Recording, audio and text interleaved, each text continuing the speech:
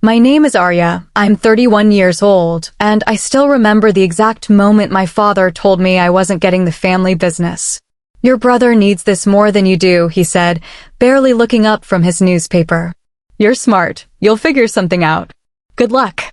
Those two words, good luck, would haunt me for years, until the day federal auditors showed up at my door with questions that would unravel everything my family thought they knew about success. If you're watching this from somewhere where family businesses and favoritism hit close to home, drop a comment below and hit subscribe. Trust me, you'll want to hear how those two dismissive words became the catalyst for the most satisfying vindication of my life. I grew up in Portland, Oregon, in a household where gender determined destiny. My father, Richard Chin, built Chin Electronics from a small repair shop into a regional distribution company worth $15 million. By the time I was old enough to understand what that meant, I also understood that none of it would ever be mine. My brother Marcus is 3 years older than me, and from the day he was born, he was groomed to take over the family legacy. It didn't matter that he showed zero interest in electronics, that his grades were mediocre, or that he spent more time partying than studying. He was the son, the heir, the chosen one. My mother, Linda, was a traditional woman who believed a daughter's role was to marry well and support her husband. "Why do you need to learn about circuits and inventory management?" she would ask when I showed interest in Dad's work. "Focus on your education so you can find a good husband." But I was fascinated by what my father did. I would sneak into his home office and read through purchase orders, supplier contracts, and financial statements. By age 12, I had taught myself basic accounting.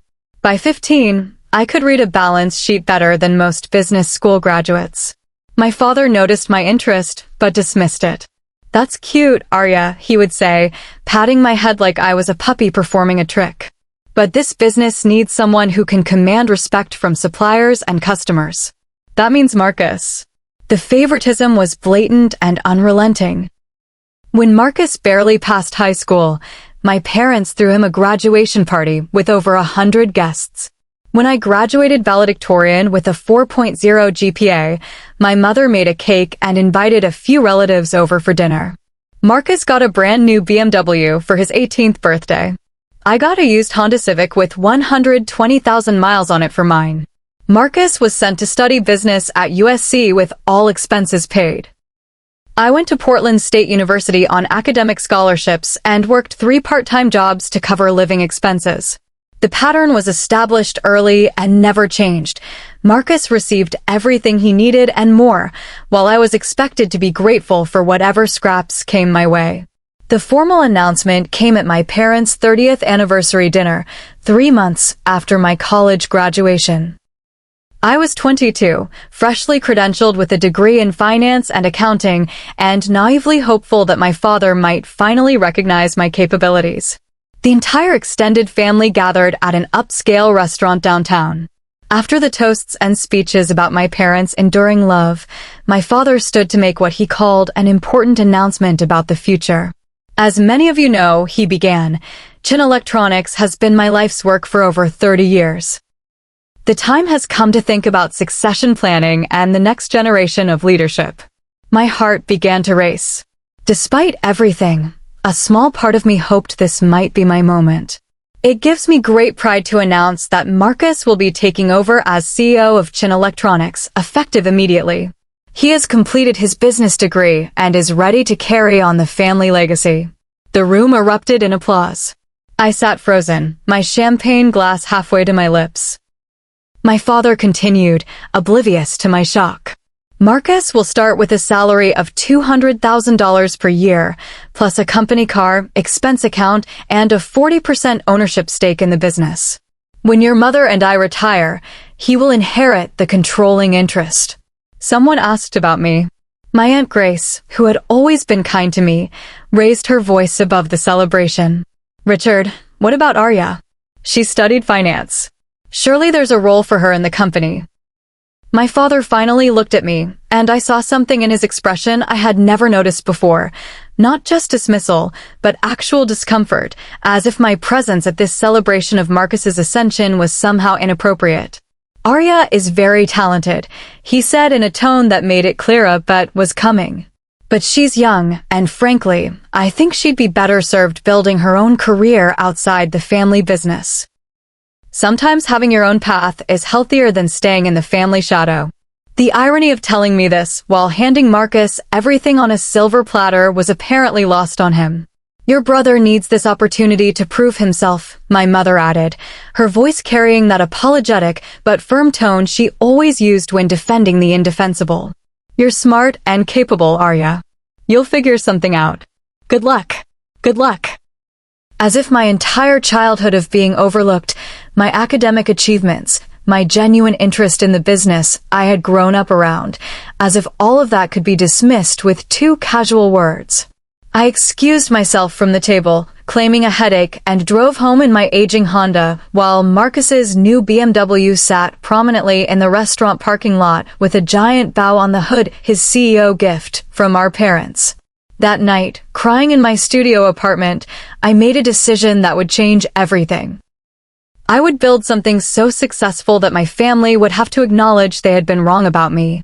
The Monday after the announcement, I started applying for jobs with a fury born of hurt and determination. Within 2 weeks, I had 3 offers. I chose the position with the least impressive title, but the most potential for growth, financial analyst at a small tech startup called DataStream Solutions. The company had 20 employees and barely 6 months of runway, but the founders, Sarah Kim and Michael Torres, were brilliant engineers with a product that solved a real problem in supply chain management. What they lacked was financial discipline and strategic planning. Within 3 months, I had reorganized their entire accounting system, identified cost savings of 30%, and helped them secure a series of funding rounds that gave them 2 years of breathing room. Sarah promoted me to CFO when I was just 23 years old. "You understand something most finance people don't," she told me during the promotion conversation. "Numbers tell a story. You don't just read the numbers, you interpret the narrative and figure out how to change the ending." She was right.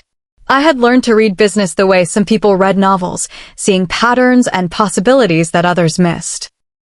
Over the next 4 years, I helped DataStream grow from 20 employees to 200, from regional player to national presence. We were acquired by a larger tech company for $80 million when I was 27. My equity stake, small though it was, netted me $600,000 after taxes. But more valuable than the money was the reputation I had built. I became known in Portland's tech scene as the person who could turn struggling companies into success stories. I started consulting, then launched my own boutique financial advisory firm, Chin Strategic Solutions. The name was deliberate. I wanted my father to see it, to wonder if maybe he had miscalculated. Meanwhile, Marcus was destroying everything my father had built. The first signs appeared within 6 months of him taking over. Chin Electronics had always operated with tight margins, but consistent profitability. Under Marcus's leadership, expenses ballooned while revenue flatlined. He hired his college friends for executive positions they weren't qualified for. He leased expensive office space downtown when the perfectly functional suburban warehouse would have sufficed. He bought a company plane, an actual airplane, justifying it as necessary for client development. My father, stubbornly committed to his decision, made excuses. "Marcus is thinking big," he would say when family members expressed concern. "Sometimes you have to spend money to make money." But the numbers didn't lie, even if my father refused to see them. In the first year of Marcus's leadership, Chin Electronics went from $2.5 million in annual profit to a $400,000 loss. In year 2, the losses accelerated to $1.2 million.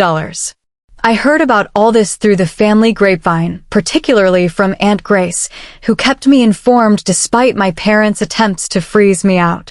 "Your father won't admit there's a problem," she told me during one of our occasional lunches.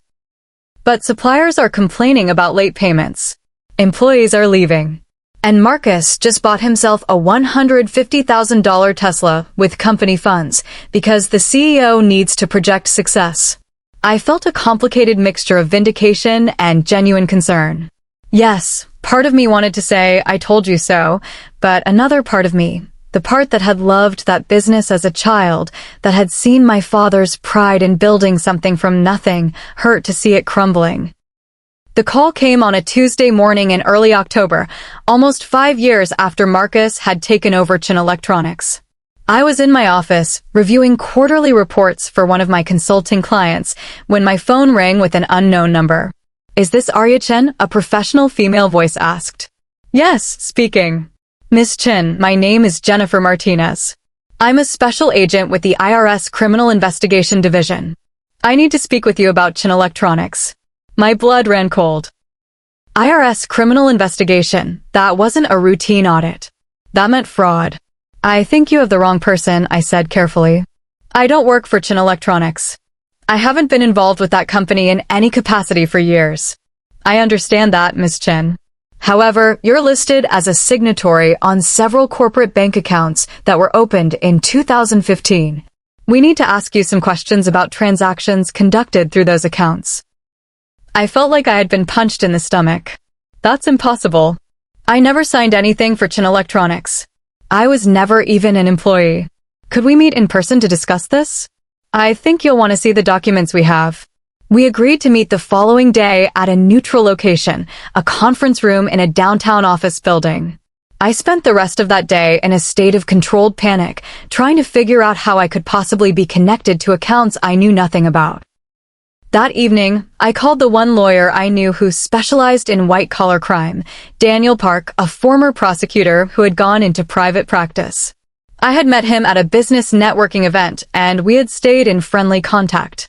"Don't say anything tomorrow without me present," he advised after I explained the situation. "And Arya? If your signature is on documents you didn't sign, that's identity theft and fraud. This is serious." The next morning, Daniel and I sat across from Agent Martinez and her partner, Agent Thompson, in a sterile conference room. She laid out a series of documents that made my hands shake. Bank account applications, signature cards, authorization forms, all bearing my name in handwriting that wasn't quite mine but close enough to fool a casual observer. "These accounts were opened 5 years ago," Agent Martinez explained. "Over the past 3 years, approximately $2 million has moved through them in what appears to be a structured pattern designed to avoid reporting requirements. We call it smithing, breaking large transactions into smaller ones to stay under the radar." "I never opened these accounts," I said, my voice steady despite my racing heart. "That's not my signature." Agent Thompson pulled out another document. "This is a corporate resolution from Chin Electronics, dated 5 years ago, authorizing you as a signatory on company accounts. It's signed by Richard Chin as president and Marcus Chin as CEO." I stared at the document, recognition dawning with sickening clarity. 5 years ago was right after Marcus took over, right when I was completely cut off from any family business discussions. Daniel leaned forward.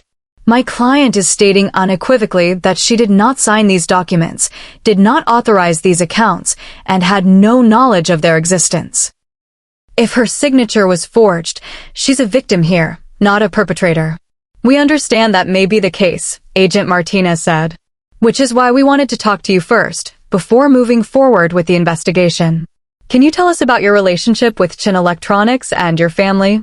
And so I did.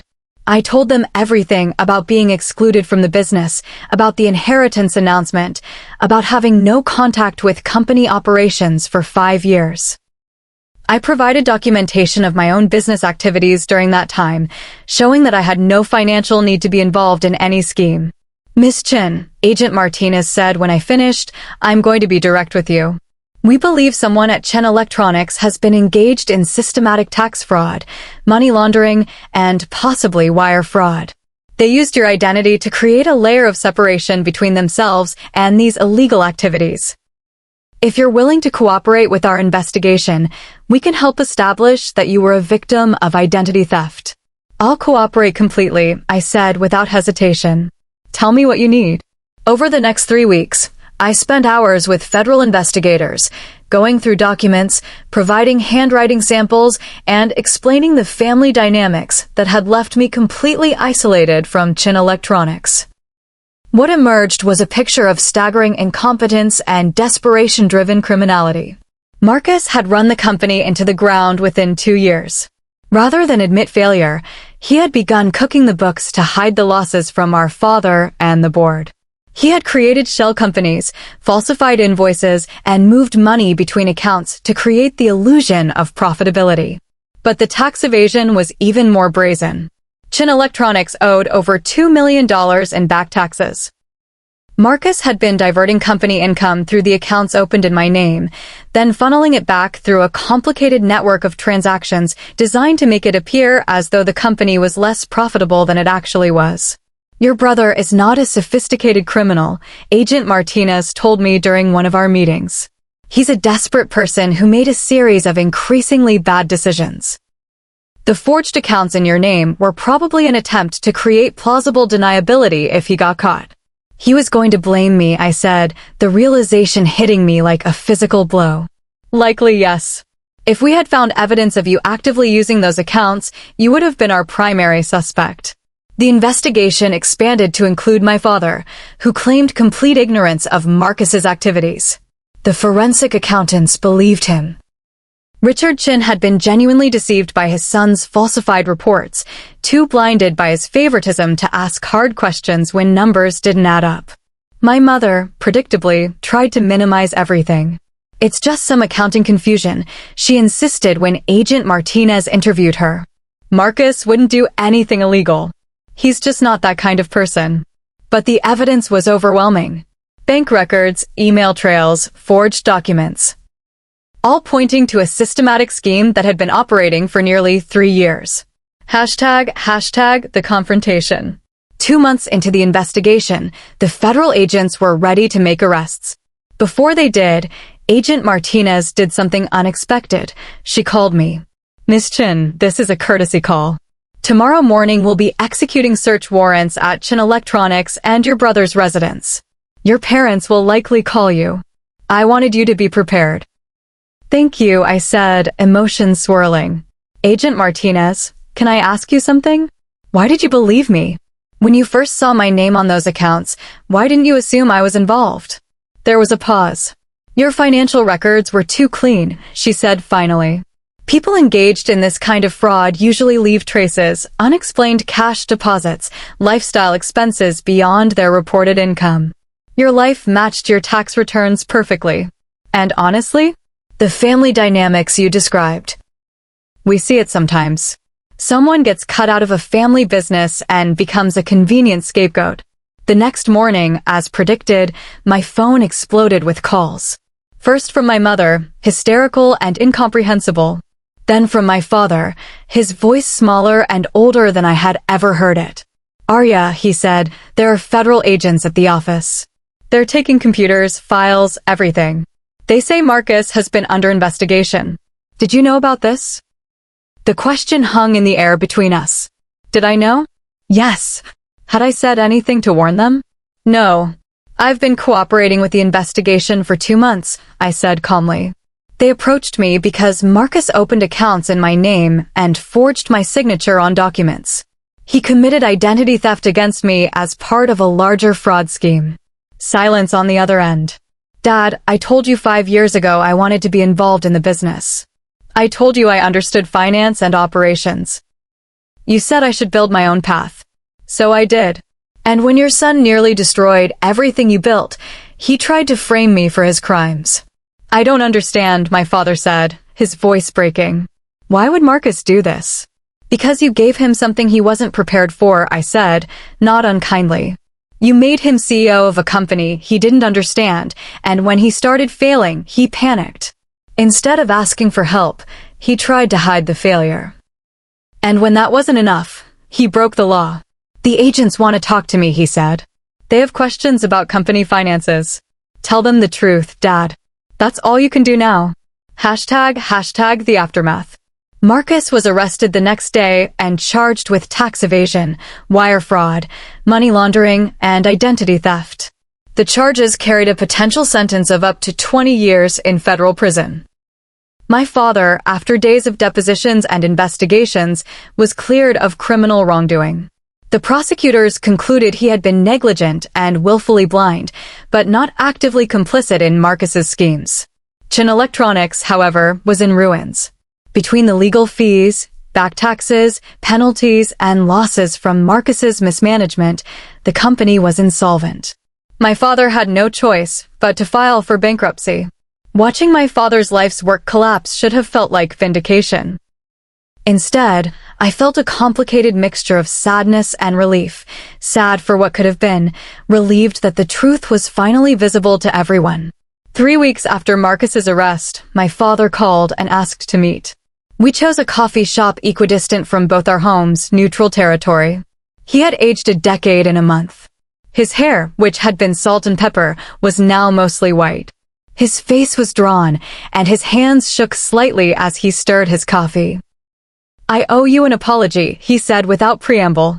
"More than an apology. I owe you acknowledgement of decades of being wrong." I said no. Letting him continue. "When you were young and showed interest in the business, I dismissed it because I thought a woman couldn't command the respect needed to run a company like Chin Electronics. That was wrong. When you excelled in school and wanted to be involved, I pushed you away because I had already decided Marcus would be my successor. That was wrong." He took a shaky breath. "And when I handed Marcus everything without making him earn it, without preparing him properly, I set him up to fail. That was wrong too. I destroyed my son by loving him the wrong way. And I lost my daughter by not loving her enough." Tears were streaming down his face now. "I spent 30 years building something I thought would be my legacy. But the real legacy was supposed to be you and Marcus, not the business. I got that backwards. And now the business is gone. Marcus is going to prison, and you became exactly what I should have wanted you to be. Successful, ethical, independent. And I had nothing to do with it." I felt my own eyes welling up. "Dad, I'm not going to lie and say it doesn't hurt. It does. It has for most of my life. But I also know that the struggle made me who I am. If you had handed me everything like you did Marcus, maybe I would have ended up just as unprepared."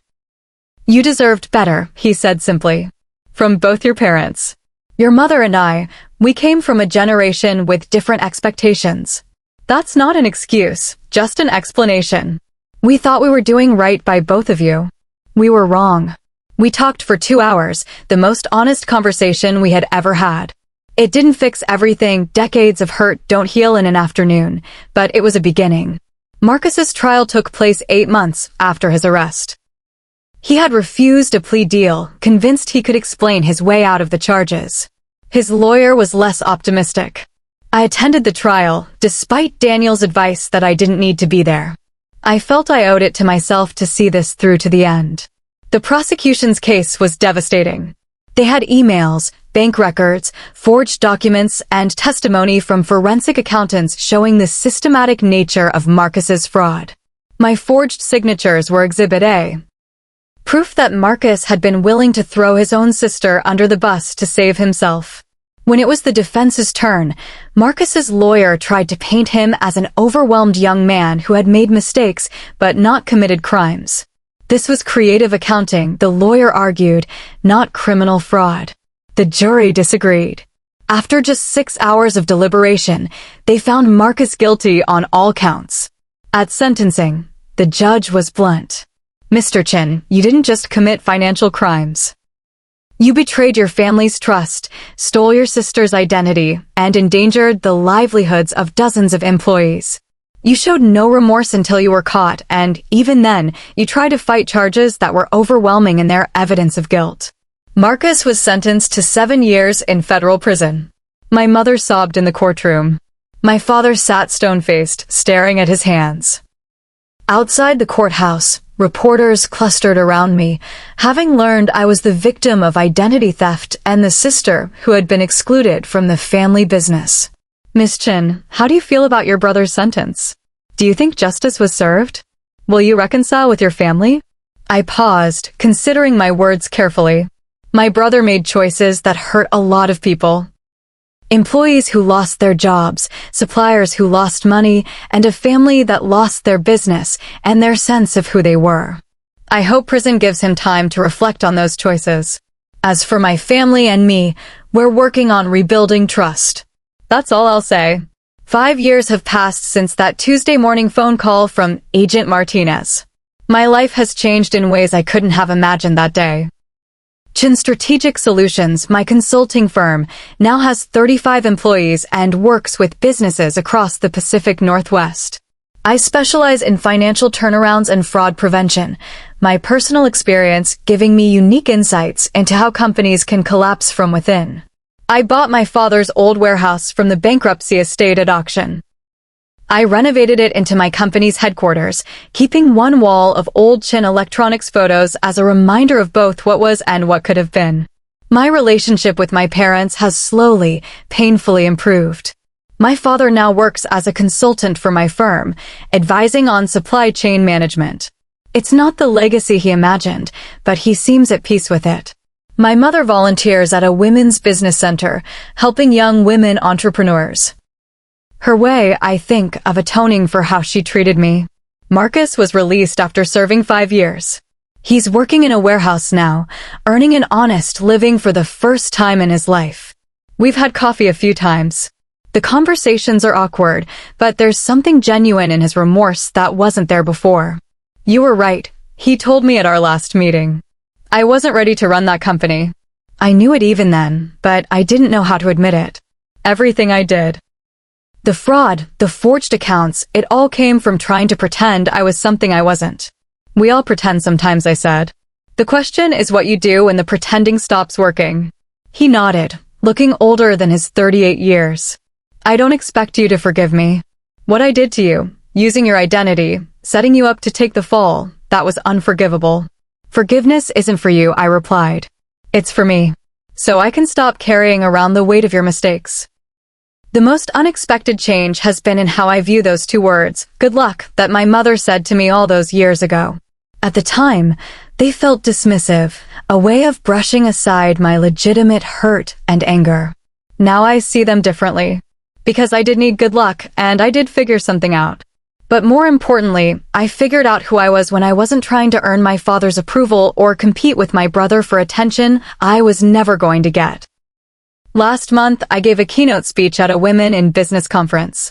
The topic was building success from exclusion.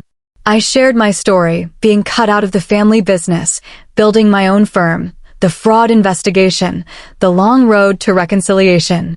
A young woman approached me afterward, tears in her eyes.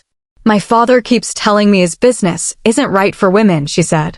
He's grooming my younger brother to take over, even though I have the MBA and the passion for what he does. I took her hand. Then take that MBA and that passion and build something he can't ignore. Not to prove him wrong, though that's a nice bonus, but to prove yourself right. Your worth isn't determined by his recognition of it. She nodded, a determined look settling over her features.